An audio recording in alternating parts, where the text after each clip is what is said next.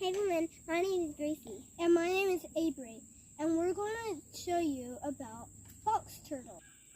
Fox turtles love to be in the woods, and they love to be around water and the rain. So this is how you can tell if they're a boy or a girl. This one's a boy, and it has a dip in its belly, and it's a boy. And then this one, what my sister has, Gracie, it's a girl. And she does not have a dip. They eat insects, worms, and fruit.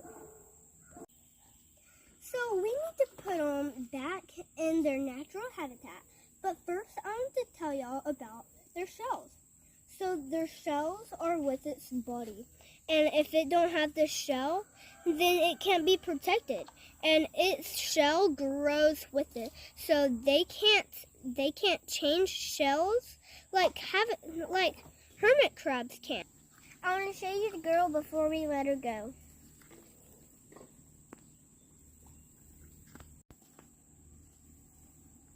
So we're going to put them back on the direction we found them.